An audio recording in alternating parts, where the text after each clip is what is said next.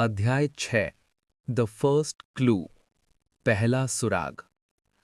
बाहर गोलियों की आवाजें धीरे धीरे थम रही थीं, लेकिन कमरे के अंदर तनाव और भी गहरा हो चुका था। कबीर का दिल अभी भी तेजी से धड़क रहा था। उसने खिड़की से झांककर नीचे देखा। कैंपस में अफरा तफरी मची हुई थी। छात्र भाग रहे थे, कुछ लोग जमीन पर झुके हुए थे और दूर सुरक्षा गार्ड किसी को वायरलेस पर कुछ बता रहे थे। हमें अभी निकलना चाहिए, कबीर ने धीमी आवाज में कहा। लेकिन अदिति ने कोई जवाब नहीं दिया। उसकी नजर लैपटॉप स्क्रीन पर जमी हुई थी। स्पेक्ट्रोग्राम में वही मंडल अब भी चमक रहा था, धीरे धीरे घूमता हुआ, जैसे वो स्थिर नहीं रहना चाहता हो। अदिति कुर्सी से उठी और स्क्रीन के करीब आ गई। उसने हाथ से पैटर्न की इमेजिनरी रेखाएं हवा में खींची। ये अजीब है, कबीर ने कहा। अदिति, वे लोग यहां आ सकते हैं। रुको, उसने धीरे से कहा। उसकी आवाज में अचानक एक गंभीरता आ गई थी। उसने स्क्रीन को जूम किया। केंद्र का चौकोर हिस्सा बड़ा हो गया। उसके चारों ओर कंसेंट्रिक लेयर्स दिखाई देने लगीं। फिर उसने रोटेट किया। पैटर्न उल्टा हुआ। अचानक ज्योमेट्री और स्पष्ट दिखने लगी। कबीर ने पहली बार महसूस किया, यह सच में किसी स्ट्रक्चर जैसा लग रहा था, जैसे ऊपर से देखा गया नक्शा।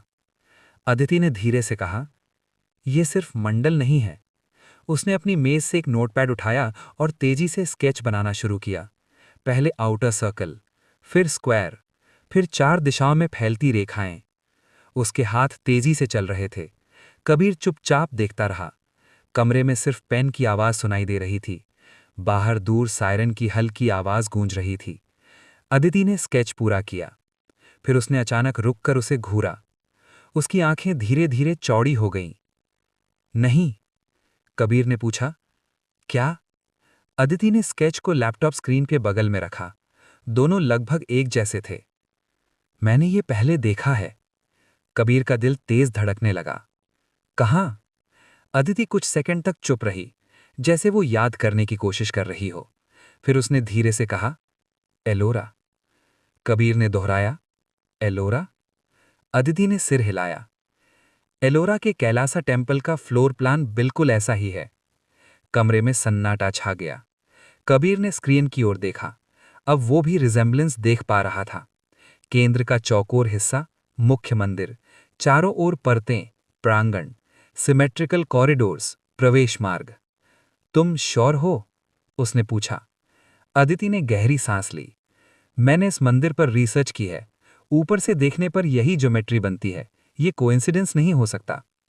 कबीर ने धीमी आवाज में कहा, मतलब ये कोई जगह बता रहा है?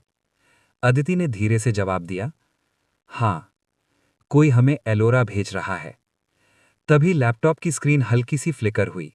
मंडल धीरे धीरे चमकने लगा, जैसे उसकी पहचान हो जाने के बाद वो और सक्रिय हो गया हो।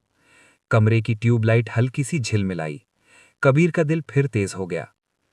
फिर से रेजोनेंस। अदिति ने स्क्रीन को ध्यान से देखा। नहीं, ये रिस्पॉन्स है। रिस्पॉन्स? हां, जैसे पैटर्न रिएक्ट कर रहा हो। कुछ सेकंड दोनों चुप रहे।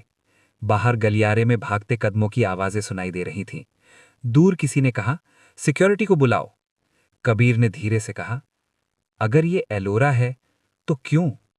अदिति ने जवाब दिया, मुझे नहीं पता, लेकिन ये रैंडम नहीं है, ये इंटेंशनल है। तभी पास के कमरे से टीवी की आवाज सुनाई दी, पहले धीमी, फिर अचानक तेज। Breaking news. दोनों ने एक साथ उस दिशा में देखा। स्टाफ रूम का दरवाजा आधा खुला था। अंदर टीवी स्क्रीन चमक रही थी। कबीर और अदिति धीरे धीरे आगे बढ़े। टीवी पर लाल पट्टी चल रही थी।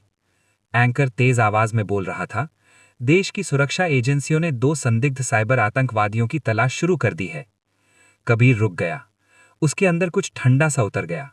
स्क्रीन पर 2 तस्वीरें उभरीं। पहली कबीर, दूसरी अदिति। नीचे लिखा था, wanted for cyber terrorism. Aditi ने अविश्वास से स्क्रीन की ओर देखा। ये कैसे? एंकर बोलता रहा, सूत्रों के अनुसार इन दोनों व्यक्तियों ने कई संवेदनशील डिजिटल सिस्टम्स में घुसपैठ की है। कबीर की सांस रुक गई। अब पूरी दुनिया हमें ढूंढेगी।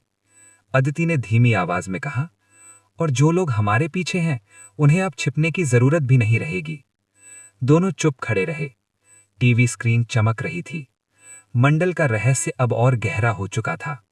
और अब वे सिर्फ किसी अज्ञात संगठन से नहीं भाग रहे थे, वे पूरे सिस्टम के खिलाफ खड़े थे।